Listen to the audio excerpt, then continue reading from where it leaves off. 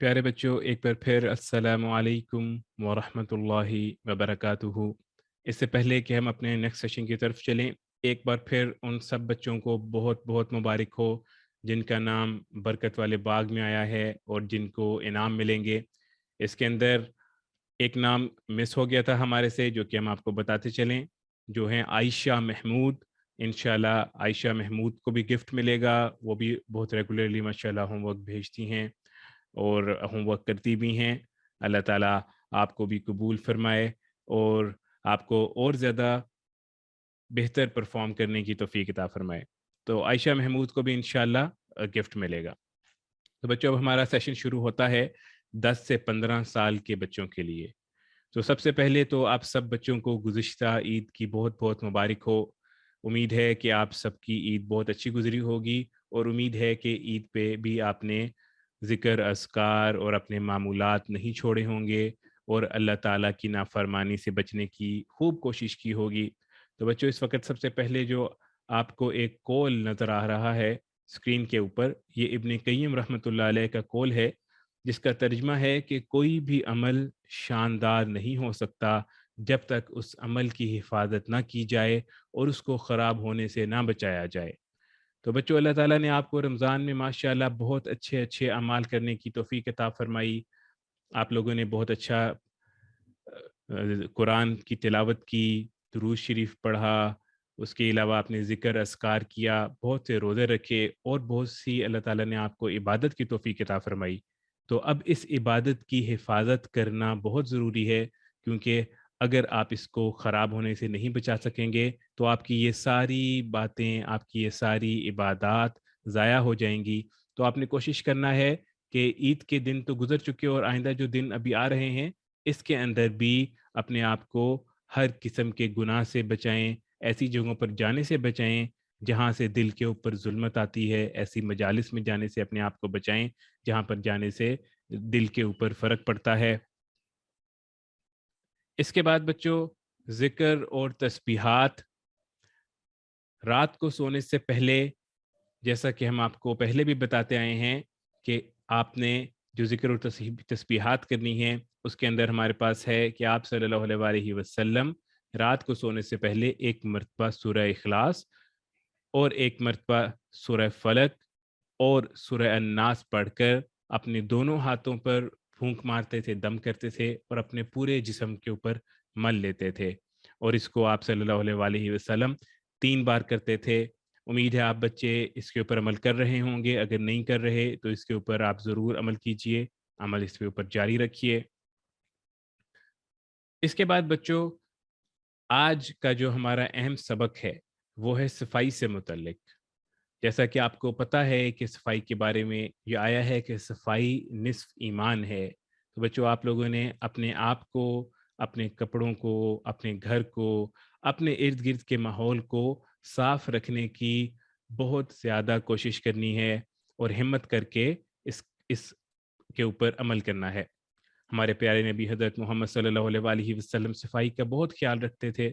बाद रवायात में आता है जिनका मफ़हूम है कि एक मरतबा हमारे प्यारे नबी हज़रत मोहम्मद सल्लल्लाहु अलैहि वसल्लम एक जगह गए, वहाँ पर उन्होंने एक शख्स को देखा कि उसके बाल उजड़े हुए हैं, बिखरे हुए हैं और उसने कंघी भी नहीं की हुई और बालों की सफाई का भी ख्याल नहीं रखा हुआ। तो आप सल्लल्लाहु अलैहि वसल्लम ने फरमाया कि क्या कोई शख्स इसको कंघी नहीं दे सकता? क्या इसके पास कंघी नहीं है जिससे ये अपने बाल, अपनी दाढ़ी संवार ले? तो बच्चों, अपने बालों को संवारने का भी बहुत ख्याल करना चाहिए, यानी सफाई-सुथराई का उसका बहुत ख्याल रखना चाहिए। और इसी तरह एक मरतबा आप सल्लल्लाहु अलैहि वसल्लम ने एक शख्स को देखा जिसने बहुत मैले कपड़े पहने हुए थे, बहुत गंदे हुए हुए थे उसके कपड़े। तो आप सल्लल्लाहु अलैहि वसल्लम ने फरमाया कि क्या इसके पास कोई ऐसी चीज़ नहीं है जिससे ये इन कपड़ों को धो ले, सफाई कर ले इसकी। तो बच्चों, अपने कपड़ों की सफाई, अपने घर की सफाई, इर्द-गिर्द माहौल की सफाई का बहुत ज़्यादा ख्याल करें। इसके अंदर ये भी है कि अपने घर के अंदर गंद ना मचाएँ। जब भी आपने कूड़ा फेंकना है, कोई चीज़ खाई है उसको फेंकनी है, तो जो डस्टबिन है, जो जगह बनाई हुई है कूड़े की, वहाँ पर फेंकिए। इसी तरह जब आप बाहर जाएँ, पार्क्स में जाएँ, कहीं खेलने खेलें अपनी कम्युनिटी के अंदर, तो वहाँ भी आप कोई चीज़ जो ट्रैश है, वो ट्रैश कैन में फेंकें या अपने पास रखें, घर आके डस्टबिन के अंदर फेंकें। باہر گند نہ مچائیں، بالکل اس کا بہت خاص خیال رکھنا ہے۔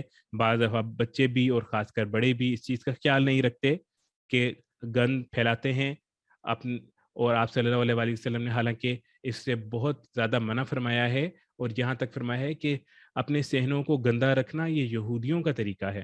اس زمانے میں یہودی اپنے صحنوں کو گندہ رکھا کرتے تھے، تو آپ صلی اللہ علیہ وسلم نے فرمایا کہ اپنے گھر کے صحنوں کو صاف رکھا کرو، ان کو گندہ مت رکھا کرو۔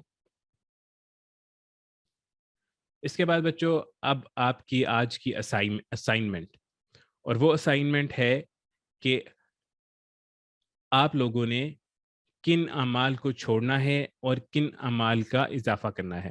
آپ لوگوں نے اپنے پیرنٹس کے ساتھ ڈسکس کریں، اپنے بہن بھائیوں کے ساتھ ڈسکس کریں، اور دیکھیں، اب غور کریں کہ کون سے ایسے اعمال، ایسی چیزیں ہیں آپ کے اندر جو کہ اچھی نہیں ہیں، بری ہیں۔ آپ نے ان کو آئیڈینٹیفائی کرنا ہے، ان کو دیکھنا ہے، ڈھونڈنا ہے، اور ڈھونڈنے کے بعد آپ نے ارادہ کرنا ہے کہ آپ ان چیزوں کو چھوڑیں۔ اور اس کے بعد آپ نے یہ ارادہ کرنا ہے اور دیکھنا ہے کہ ایسے کون سے اعمال ہیں جو کہ آپ اپنی زندگی کے اندر لا سکتے ہیں اور اپنی زندگی میں داخل کر سکتے ہیں۔ ایسے کون سے اچھے اعمال ہیں جن کا آپ اضافہ کر سکتے ہیں۔ تو یہ آپ کی آج کی اسائنمنٹ بھی ہے، اس کے اوپر آپ سب نے انشاءاللہ عمل کرنا ہے۔ اس کے بعد بچوں، اب ہمارا سٹوری ٹائم ہوا ہے۔ اب ہم چلتے ہیں اپنی سٹوری کی طرف اور اپنی سٹوری سنتے ہیں۔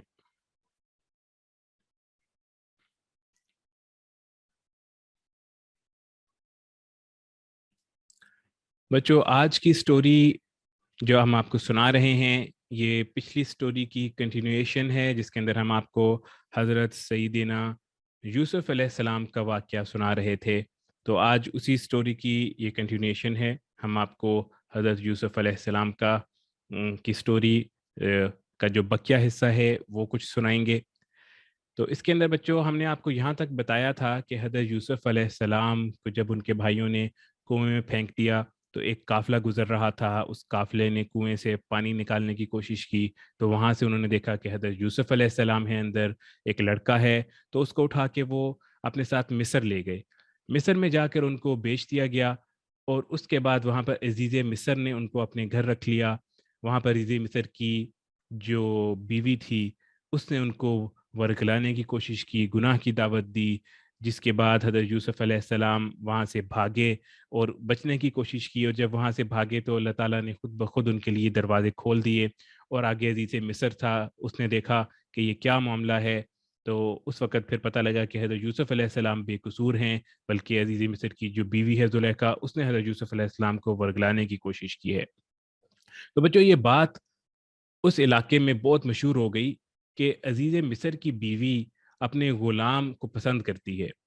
تو جب عزیز مصر کی بیوی زلیخا کو یہ پتہ لگا کہ یہ بات بہت پھیل گئی ہے، تو اس نے وہاں کی عورتوں کو دعوت دی، وہاں کی عورتوں کو اپنے گھر بلایا، اور ان سب کے ہاتھ میں پھل پکڑائے اور ایک ایک چھری پکڑائی، اور اس کے بعد حضرت یوسف علیہ السلام کو کہا کہ اب تم سب کے سامنے آؤ۔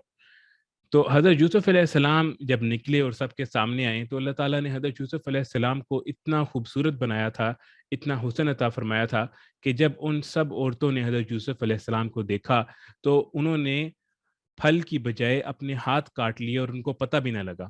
یعنی حضرت یوسف علیہ السلام اتنے خوبصورت تھے کہ ان کو دیکھتے دیکھتے انہوں نے اپنے ہاتھ کاٹ لیے اور ان کو پتہ بھی نہیں لگا۔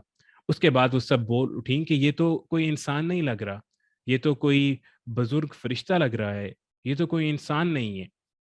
اس کے بعد بچے، جب حضرت یوسف علیہ السلام نے یہ دیکھا تو حضرت یوسف علیہ السلام نے اللہ تعالیٰ سے دعا کی کہ اللہ تعالیٰ، یہ عورتیں، یہ لوگ مجھے برائی کی طرف بلاتے ہیں، بری چیزوں کی دعوت دیتے ہیں، اس سے بہتر ہے کہ میں قید میں چلا جاؤں، اس سے بہتر میرے لیے قید ہے۔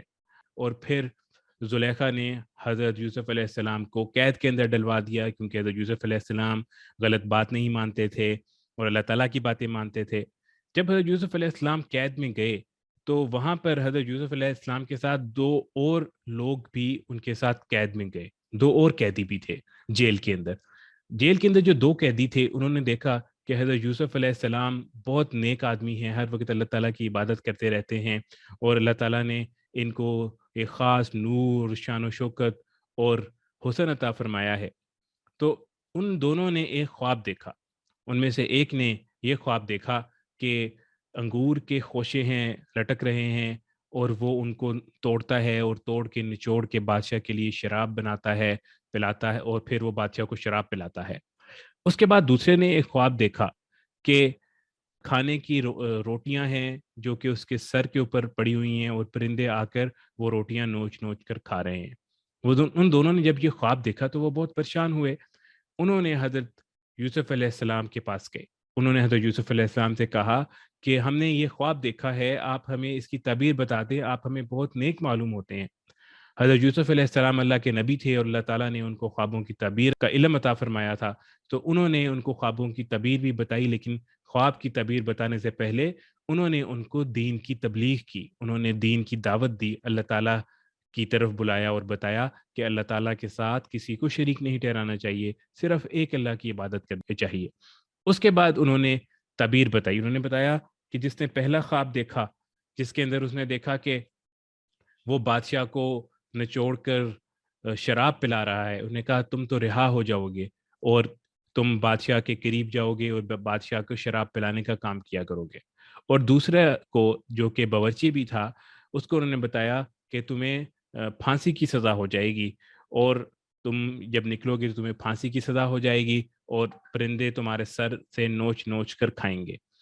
تو بچوں ایسا ہی ہوا کہ جس کے بارے میں حضرت یوسف علیہ السلام نے بتایا تھا کہ وہ بادشاہ کو شراب پلایا کرے گا، مشروب پلایا کرے گا، وہ رہا ہو گیا اور وہ بادشاہ کے قریب چلا گیا اور بادشاہ کو مشروب پلایا کرتا تھا، اور دوسرا شخص جو تھا اس کو پھانسی کی سزا ہو گئی۔ اسی طرح جب بادشاہ کے پاس جانے والے کو حضرت یوسف علیہ السلام یہ بتا رہے تھے کہ جب تم بادشاہ کے قریب جانا میرا ذکر بھی کرنا، کیونکہ میں یہاں پر بے گناہ قید کے اندر ہوں، تو بادشاہ کو تم اس کے بارے میں بتانا۔ تو لیکن اس کو اللہ تعالیٰ نے یہ بات بھلا دی، وہ یہ بھول گیا اور بادشاہ کو نہیں بتا سکا، اور اس طرح حضرت یوسف علیہ السلام تقریباً 7 سال تک جیل کے اندر قید رہے۔ تو بچوں ایک دفعہ کیا ہوا، بادشاہ نے ایک خواب دیکھا۔ اس نے یہ خواب دیکھا کہ 7 دبلی پتلی کمزور گائے ہیں، اور یہ 7 کمزور گائیں 7 موٹی تازی گایوں کو کھا رہی ہیں، اور 7 خشک خوشے ہیں، اور اس کے بعد اس نے دیکھا کہ 7 جو ہیں بہت ہی سرسبز قسم کے خوشے ہیں۔ تو اس خواب کو دیکھ کے بادشاہ بہت پریشان ہوا۔ اس نے وہاں کے سب لوگوں کو بلایا اور پوچھا کہ مجھے اس کی تعبیر بتاؤ۔ وہاں کے لوگوں نے کہا کہ یہ تو ایسے خواب ہے کہ جن کی کوئی تعبیر نہیں ہوتی، یہ تو پریشان قسم کی خواب ہیں، ان کی کوئی تعبیر نہیں ہوتی، ہم ان کی تعبیر نہیں بتایا کرتے۔ جب یہ بات چل رہی تھی تو بادشاہ کے قریب وہ جو بادشاہ کو شراب پلانے والا آدمی تھا، اس کو خیال آیا کہ حضرت یوسف علیہ السلام جو ہیں وہ خواب کی تعبیر بتایا کرتے ہیں، ان کو اللہ تعالیٰ نے خواب کی تعبیر کا علم دیا ہے۔ تو اس کو جب یہ بات یاد آئی، وہ فوراً بادشاہ کے پاس گیا اور اس نے کہا کہ میں آپ کے لیے اس خواب کی تعبیر لا سکتا ہوں، اگر آپ مجھے اجازت دیں تو میں قید خانے میں جاؤں اور وہاں پر موجود حضرت یوسف علیہ السلام سے خواب کی تعبیر لے کے آؤں۔ بادشاہ نے ان کو اس بات کی اجازت دے دی، تو وہ حضرت یوسف علیہ السلام کے پاس جیل میں گیا، اور جیل میں جانے کے بعد اس نے حضرت یوسف علیہ السلام کو کہا کہ اے سچے یوسف، بادشاہ نے یہ خواب دیکھا ہے، آپ اس کی تعبیر بتا دیجئے۔ حضرت یوسف علیہ السلام کو جب اس نے یہ خواب بتایا تو حضرت یوسف علیہ السلام نے اس کی تعبیر بتائی، اور انہوں نے بتایا کہ پہلے 7 سال تم لوگ خوب کھیتی باڑی کرو گی، خوب فصل ہوگی، اور اس کے بعد 7 سال قحط کے آئیں گے، اور جب 7 سال تم لوگ خوب کھیتی باڑی کرو گی، خوب فصل اناج ہوگی، تو ایسا کرنا کہ اس فصل اور اناج کو سنبھال کے رکھ لینا، ہوشوں کے اندر ہی رکھنا، تاکہ یہ آگے آنے والے جو 7 سال قحط کے ہیں، جس کے اندر کوئی پیداوار نہیں ہوگی، کوئی فصل نہیں ہوگی، کچھ کھانا پینا نہیں ہوگا، اس کے اندر یہ استعمال کر سکو۔ اور اس کے بعد پھر انہوں نے بتایا کہ واپس دوبارہ پھر خوشحالی ہو جائے گی، خوب بارشیں ہوں گی اور خوب پھل پھول ہوں گے۔ تو اس بندے نے جا کر وہ یہ تعبیر حضرت یوسف علیہ السلام کی بتائی ہوئی اس بادشاہ کو جا کر بتائی۔ تو بادشاہ نے یہ تعبیر دیکھی تو یہ اس کے دل کو لگی۔ جب یہ سنی تو اس نے کہا کہ حضرت یوسف علیہ السلام کو میرے پاس بلا لاؤ۔ تو وہ بندہ گیا حضرت یوسف علیہ السلام کو بلانے کے لیے، لیکن حضرت یوسف علیہ السلام نے کہا کہ پہلے میں تب آؤں گا جب اچھے سے کہو کہ پہلے ان عورتوں کو بلا کر پوچھیں جنہوں نے میرے اوپر الزام لگایا تھا، اور الزام لگا کر، جھوٹا الزام لگا کر مجھے جیل کے اندر بند کرایا تھا، پہلے ان سے میری صفائی لیں، اس کے بعد میں آؤں گا۔ تو بادشاہ نے اس سارے واقعہ کا پتہ کیا اور ان عورتوں کو بلایا اور ان سے حضرت یوسف علیہ السلام کے بارے میں پوچھا، تو پتہ لگا کہ حضرت یوسف علیہ السلام تو بالکل بے قصور تھے، ان کو تو ایسے ہی بغیر کسی گناہ کے جیل کے اندر بند کیا ہے۔ اصل قصور تو ان عورتوں کا تھا جنہوں نے حضرت یوسف علیہ السلام پر الزام لگایا تھا اور ان کو جیل میں بھیج دیا تھا۔ تو اس کے بعد حضرت یوسف علیہ السلام کو بادشاہ نے اپنے پاس بلا لیا، اور حضرت یوسف علیہ السلام کیونکہ صادق اور امین اور بہترین طریقے سے سلطنت کو اور خزانے کو چلانے کا علم بھی رکھتے تھے، اس لیے بادشاہ نے خزانے کا اور اناج کا سارے کا سارا کام حضرت یوسف علیہ السلام کے سپرد کر دیا، اور حضرت یوسف علیہ السلام نے بہت ہی اچھے طریقے سے اس کو نبھانا شروع کیا، اور پھر ویسا ہی ہوا جیسا کہ حضرت یوسف علیہ السلام نے خواب کی تعبیر بتائی تھی کہ پہلے بہت زیادہ فصل پیدا ہوئی، بہت زیادہ کھیتی باڑی کی گئی، جس کو حضرت یوسف علیہ السلام نے بہت بہترین طریقے سے سنبھال کے رکھا، اور اس کے بعد پھر قحط آ گیا، اور بادشاہ نے حضرت یوسف علیہ السلام پر اتنا زیادہ اعتماد کیا کہ گویا کہ حضرت یوسف علیہ السلام کے سپرد پوری سلطنت کر دی۔ اور بعض روایات میں یہ بھی آتا ہے کہ وہ بادشاہ حضرت یوسف علیہ السلام کے اوپر ایمان بھی لے آیا، اور حضرت یوسف علیہ السلام کو اللہ کا نبی مان لیا، ان کی تعلیمات پر عمل کرنا شروع کر دیا۔ تو اس طرح حضرت یوسف علیہ السلام کو اللہ تعالیٰ نے مصر کے اندر ایک اعلیٰ مقام عطا فرمایا، مصر کے اندر سلطنت عطا فرمائی۔ تو بچوں، جب قحط پڑا تو مصر کے اندر حضرت یوسف علیہ السلام نے کیونکہ غلہ ذخیرہ کیا ہوا تھا اس خواب کی تعبیر کے مطابق، لیکن باقی علاقوں کے اندر تو بہت زیادہ قحط تھا۔ اسی طرح کنعان، جہاں پر حضرت یوسف علیہ السلام کے والد اور حضرت یوسف علیہ السلام کے بھائی رہا کرتے تھے، وہاں بھی بہت قحط کی صورتحال تھی، کھانے پینے کے لیے کچھ غلہ نہیں تھا۔ تو وہاں سے لوگ مصر آیا کرتے تھے اور یہاں پر پیسے دے کر اور اپنا ساز و سامان دے کر غلہ لے کر جایا کرتے تھے۔ اسی طرح حضرت یوسف علیہ السلام کے جو بھائی تھے وہ بھی اپنا ساز و سامان لے کر مصر آئے، مصر میں آئے، اور انہوں نے آ کر غلہ مانگا اور اپنا ساز و سامان دیا، پیسے دیے۔ تو حضرت یوسف علیہ السلام نے ان کو پہچان لیا، لیکن وہ جو ان کے بھائی تھے جنہوں نے ان کو کنویں میں ڈالا تھا، انہوں نے حضرت یوسف علیہ السلام کو نہیں پہچانا، کیونکہ وہ تو سوچ بھی نہیں سکتے تھے کہ حضرت یوسف علیہ السلام کو اللہ تعالیٰ نے ایسی جگہ پہ رکھا ہوگا، ایسی جگہ عطا فرمائی ہوگی، اتنا بلند مرتبہ عطا فرمایا ہوگا۔ تو حضرت یوسف علیہ السلام نے ان کو پہچان لیا، اور حضرت یوسف علیہ السلام نے ان کو بہت سارا غلہ دیا، اور ان سے پوچھا، ان کے بھائیوں کے بارے میں پوچھا، تو انہوں نے بتایا کہ ہمارا ایک اور بھائی بھی ہے جو بنیامین ہے، جو کہ گھر میں ہے، وہ والد کے پاس ہوتا ہے۔ اور پھر انہوں نے بتایا کہ ہمارا ایک اور بھائی بھی ہے جو یوسف ہے، جو کھو گیا ہے۔ اس کے بعد حضرت یوسف علیہ السلام نے ان کو بہت زیادہ غلہ دیا، اور ان کو کہا کہ اگلی باری تم اپنے اس بھائی کو بھی لے کر آنا، تاکہ میں اس کے حصے کا غلہ بھی اس کو دوں، جو بنیامین ہے اس کو بھی لے کر آنا۔ اور ساتھ ہی حضرت یوسف علیہ السلام نے کیا کیا کہ جو غلہ خریدنے کے لیے جو وہ سامان لے کر آئے تھے، جو پیسے اشرفیاں لے کر آئے تھے، وہ بھی واپس ان کے سامان میں ڈال دی، تاکہ وہ جلد ہی غلہ لینے کے لیے واپس آئے۔ تو جب وہ گھر پہنچے، گھر پہنچ کے انہوں نے غلہ کھولا، تو انہوں نے کیا دیکھا کہ اس غلے کے اندر ان کا سارا ساز و سامان تو ویسے کا ویسا ہی پڑا ہوا ہے۔ تو وہ لوگ بہت خوش ہوئے، اور انہوں نے اپنے والد کو کہا کہ اگلی بار اب ہم بنیامین کو بھی اپنے ساتھ لے کر جائیں گے، کیونکہ ہمیں تاکہ اور زیادہ غلہ ملے، کیونکہ جو بادشاہ ہے مصر کا وہ تو بہت زیادہ نیک ہے، بہت زیادہ کرم کرنے والا ہے، اتنا زیادہ غلہ دیتا ہے۔ پھر انہوں نے کیا کیا کہ حضرت بنیامین کو لانے کے لیے اپنے والد سے کہا، لیکن ان کے والد پہلے ہی حضرت یوسف علیہ السلام کو کھو چکے تھے، اس لیے بہت پریشان تھے، لیکن پھر بھی ان کی ضد کرنے کے اوپر انہوں نے حضرت بنیامین علیہ السلام کو بھی اپنے بھائیوں کے ساتھ وہاں پر بھیج دیا۔ اس طرح حضرت بنیامین علیہ السلام اور وہ سارے بھائی دوبارہ مصر کے اندر آئے، اور وہاں پر آ کر انہوں نے حضرت یوسف علیہ السلام سے غلہ لینے کی درخواست کی۔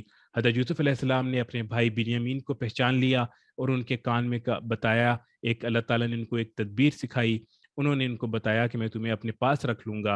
اور پھر کیا ہوا کہ جس پیالے سے وہ غلہ ناپ کے دیا کرتے تھے، غلہ تول کے دیا کرتے تھے، وہ پیالہ حضرت یوسف علیہ السلام نے اپنے بھائی کے سامان، حضرت بنیامین کے سامان کے اندر رکھ دیا۔ اور جب وہ سارے جانے لگے، ان کے سارے بھائی اور حضرت بنیامین علیہ السلام، تو پھر اعلان کروایا کہ بادشاہ کا پیالہ غائب ہو گیا ہے، کیا تم لوگوں میں سے کسی کے پاس ہے؟ تم لوگوں نے تو نہیں رکھ لیا؟ تو ان سب بھائیوں نے کہا کہ ہم تو چور نہیں ہیں، ہم تو چوری نہیں کرتے، ہمارے پاس تو پیالہ نہیں ہے۔ تو حضرت یوسف علیہ السلام نے کہا کہ اگر تمہارے پاس پیالہ ہو تو پھر کیا سزا ہوگی اس کی؟ تو انہوں نے بتایا کہ جس کے پاس پیالہ نکلے وہی اس کی سزا ہے، تم اس کو اپنے پاس رکھ لینا۔ پھر حضرت یوسف علیہ السلام نے پہلے باقی بھائیوں کا سارا ساز و سامان چیک کیا، کھلوایا، اور آخر میں حضرت بنیامین علیہ السلام کا ساز و سامان کھلوایا۔ جب حضرت بنیامین علیہ السلام کا سامان کھلوایا تو اس کے اندر سے بادشاہ کا پیالہ نکل آیا۔ تو اس کے اوپر وہ بھائی بھی بہت پریشان ہوئے، اور انہوں نے کہا کہ اس سے پہلے یوسف علیہ السلام بھی چوری کر چکے ہیں، نعوذ باللہ۔ اس کو حضرت یوسف علیہ السلام کو تو پتہ تھا کہ ان کے بھائیوں نے ہی غلط کیا تھا، حضرت یوسف علیہ السلام نے تو کچھ ایسا نہیں کیا تھا۔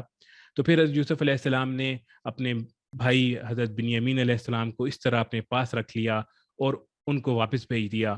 لیکن ان میں سے جو ان کا بڑا بھائی تھا وہ بہت پریشان ہوا، اور اس نے کہا کہ پہلے ہی تم حضرت یوسف علیہ السلام کے بارے میں اپنے والد کے ساتھ برا سلوک کر چکے ہو، حضرت یوسف علیہ السلام کے ساتھ برا سلوک کر چکے ہو، تو اب جا کے اپنے والد کو یعنی حضرت یعقوب علیہ السلام کو کیا جواب دو گے؟ اب تو بنیامین بھی ہمارے پاس نہیں رہا، تو میں تو واپس نہیں جا رہا کنعان، میں تو یہیں پر مصر ہی ہوں۔ اور باقیوں کو انہوں نے اپنے والد کے پاس واپس مصر بھیج دیا۔ تو بچوں واپس کنعان بھیج دیا۔ تو اس کے بعد پھر کیا ہوا یہ ہم آپ کو بتائیں گے اپنے نیکسٹ سیشن میں۔ یہاں تک حضرت یوسف علیہ السلام کی جو کہانی کا دوسرا حصہ تھا وہ ختم ہوتا ہے۔ تو اب ہم دیکھتے ہیں کہ اس کہانی میں ہمیں کیا سبق ملتا ہے۔ تو بچوں پہلا سبق جو اس کہانی میں ہمیں ملتا ہے وہ یہ ہے کہ مشکلات کے اندر اللہ تعالیٰ کی حکمت ہوتی ہے۔ جیسا کہ آپ کو پتہ ہے حضرت یوسف علیہ السلام کے اوپر اتنی مشکل آئی، لیکن اس میں اللہ کی حکمت تھی، بعد میں اللہ تعالیٰ نے ان کو حکومت عطا فرمائی۔ جیسا کہ بچوں آپ کو پتہ ہے کہ جو بٹر فلائی ہوتی ہے، جب یہ بالکل اب چھوٹی سی ہوتی ہے، اپنے کوکون کے اندر ہوتی ہے، تو جب اس سے باہر نکلنا ہوتا ہے اس نے، تو اس کو بہت زیادہ محنت کرنی پڑتی ہے، بہت زیادہ پر مارنے پڑتے ہیں۔ اور اسی طرح جب وہ پر مارتی ہے تو تبھی اس کے پر بڑے ہوتے ہیں، اس کے پروں میں طاقت آتی ہے، وہ اڑنے کے قابل ہوتی ہے۔ اگر بٹر فلائی یہ تتلی اپنے کوکون میں پر نہ مارے، اس کا کوکون کو ویسے ہی کھول دیا جائے، تو پھر یہ اڑنے کے قابل نہیں رہتی۔ تو اس لیے ہمیں مشکلات سے بالکل گھبرانا نہیں چاہیے، مشکلات میں اللہ تعالیٰ کی طرف رجوع کرنا چاہیے، اللہ تعالیٰ سے مدد مانگنی چاہیے، اور یہ سوچنا چاہیے کہ ہر مشکل میں اللہ تعالیٰ کی کوئی نہ کوئی حکمت ہوتی ہے۔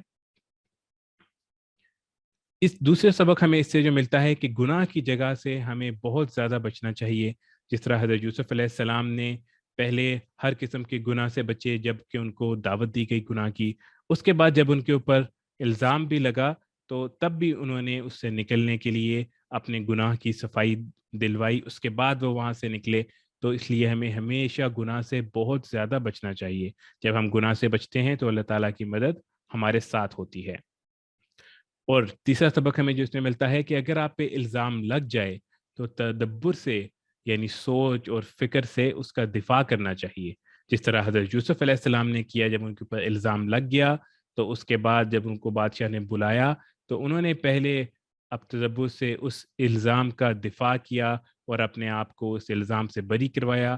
اس کے بعد حضرت یوسف علیہ السلام باہر گئے، اور اللہ تعالیٰ نے جو ان کے لیے نعمتیں رکھی تھی، جو سلطنت رکھی تھی، وہ اللہ تعالیٰ نے ان کو عطا کی۔ تو بچوں یہ تھے ہمارا سیشن 10 سے 15 سال کے بچوں کے لیے۔ اب میں ریکویسٹ کرتا ہوں عامر عثمان صاحب سے کہ وہ آئیں اور نیکسٹ سیشن شروع کریں۔